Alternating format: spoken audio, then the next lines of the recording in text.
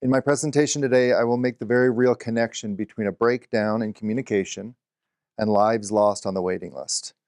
Approximately 23 people each day die on the waiting list, and our communication breakdowns are directly tied to these deaths.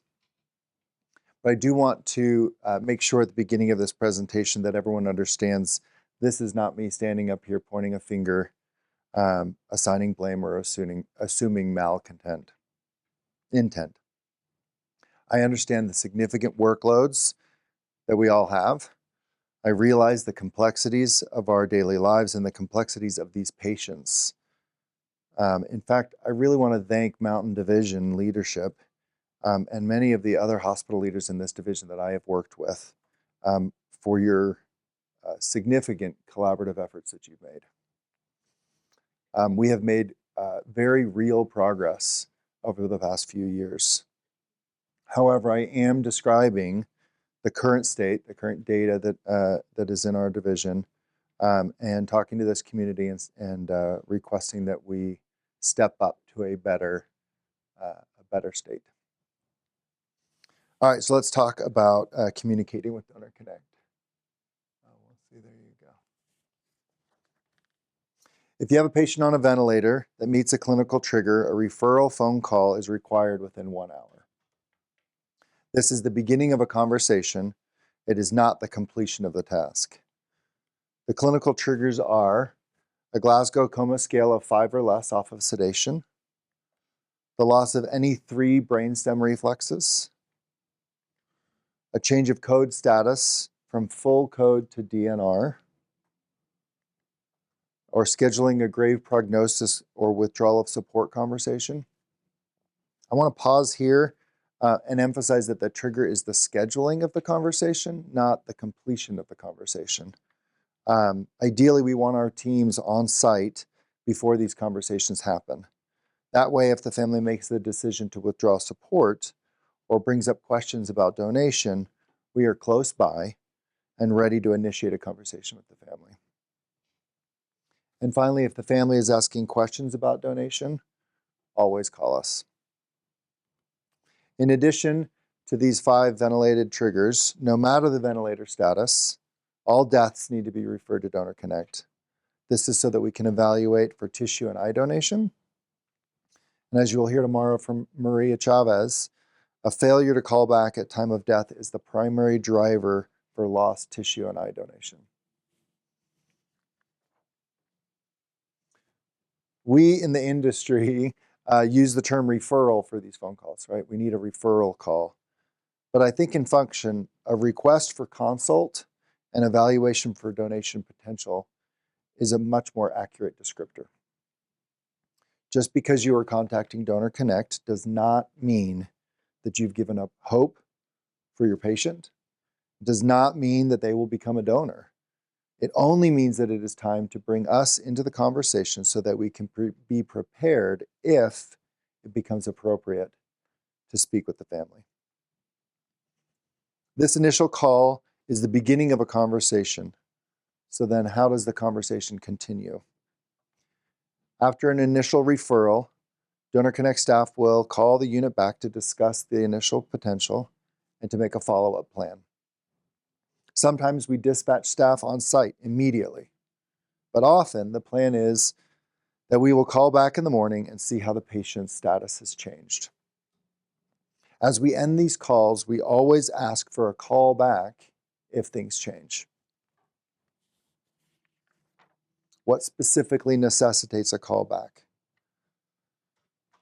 A callback is required if there is a major change in the plan of care, if plans are made for a family meeting to discuss poor prognosis, if the family begins to discuss withdrawing support, or if the patient declines neurologically and there's discussion of brain death testing. While we are in this collaborative conversation, please continue providing care to your patient until you have spoken to Donor Connect and confirmed that they are not eligible for organ donation. It is only after confirmation of ineligibility that you should begin de-escalation of cares or prepare for terminal extubation. And this is to prevent the communication failures referenced at the beginning of this presentation. So that process is difficult. It's not easy. It's many moving parts in the conversation. And the initial referral phone call is just one of those moving parts. So this really is a consistent back and forth between both parties. And I think that's where the ball gets dropped often is I referred yesterday and they called me back. Okay, Donor Connect's in the game, we're good. But then something changes and we don't know about it, right? Can I jump in as Yes, well? please. So my name's Rosie. I work with Life Center Northwest, which is the OPO that covers Alaska and 3 other various service areas. We have the same clinical triggers with our team.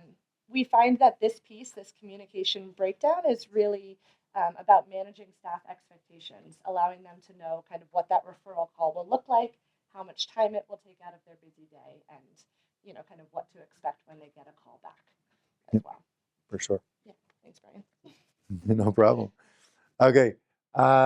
So current state, currently we have a serious communication breakdown occurring in about 1 out of 7 referrals. This means that 14% of the time this process is failing. And like I said at the beginning, over the past year, we've identified 12 cases where there was clinical potential for donation, but due to this communication breakdown, donation potential was lost. Out of those 12 cases, 2 of them had given first-person authorization by registering to be an organ donor upon their death. Because these cases had clinical potential and they were registered organ donors, from Donor Connect's perspective, these 2 cases are sentinel events. So our internal data, we classify those as sentinel events. Yes, please. Well? Yes. Just for difference of terminology, we call those missed opportunities.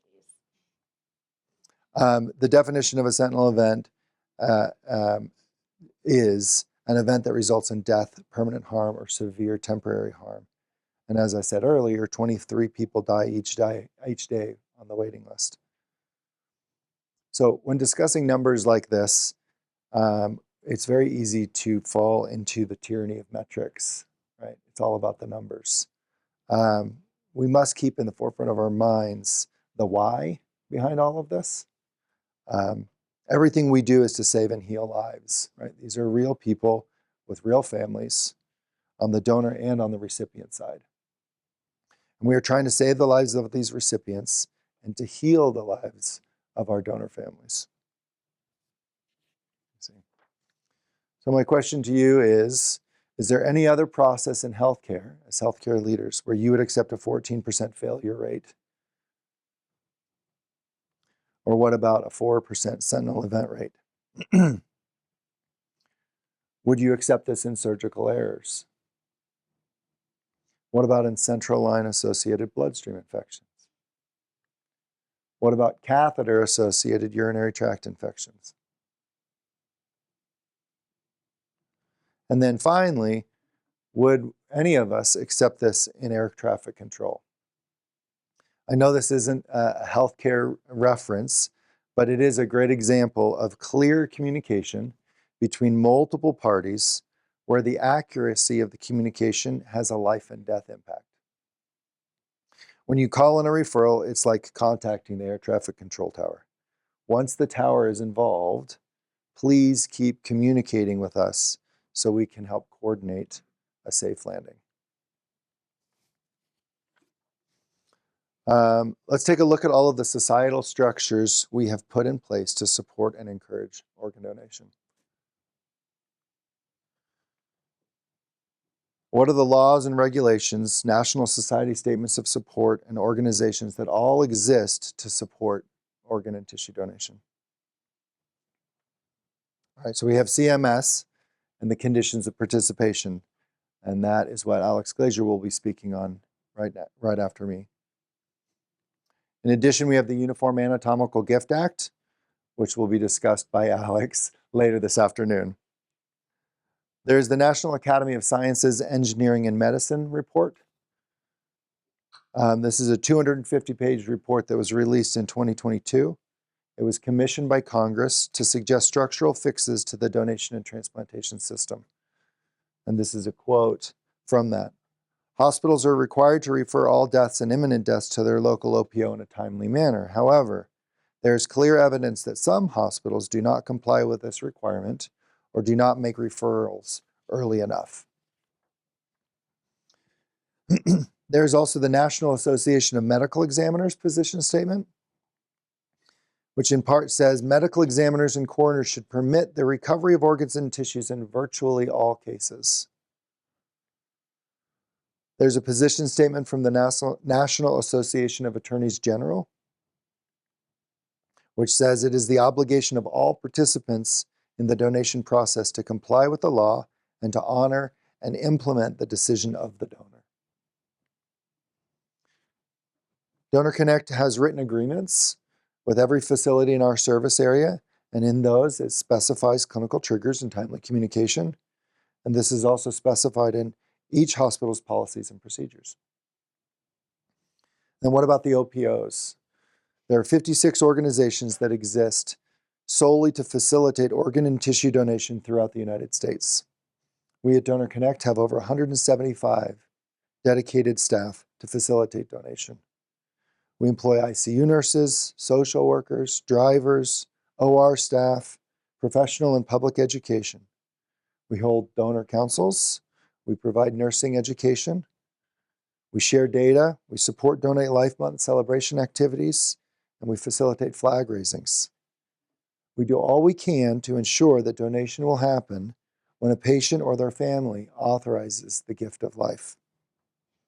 We are dedicated to working and supporting our hospitals and our transplant partners in this mission. Please reach out and collaborate with us. Together we can make a difference. Let's see here, maybe off by a click. Okay. I also want, once again, to call out positively HCA Mountain Division leadership. They've taken the time and resources to gather all of us here together for 2 days to discuss this, right? I think that's a very clear message of the importance that division leaders think that this holds. All right, so what's behind all of these regulations, laws, policies, and procedures, right? So we just went through a whole bunch of heavy-handed legal and position statements, right? But why do they all exist, right? So let's remove all of that and see what's behind it. Behind all the regulations, rules, policies, association statements, there are 3 fundamental reasons to collaborate with Donor Connect and Life Center Northwest through the donation process. First, to save and heal lives.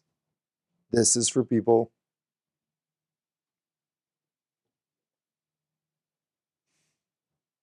like Jill Holker, a friend of mine. Right? She's here today because somebody said yes. Second, to honor patients' personal health care decisions. This is for people like Don and Tracy Wilson, who you're going to hear from tomorrow. Their daughter registered to be an organ donor at the DMV, and in 2021, Jordan became an organ donor and saved 3 lives. And third, to offer families the healing opportunity to give the gift of life. Right? Oops. I apologize. Organ donation might be the opportunity for a family to find meaning and service in the death of their loved one. Families find profound meaning and healing through giving the gift of life from a place of loss.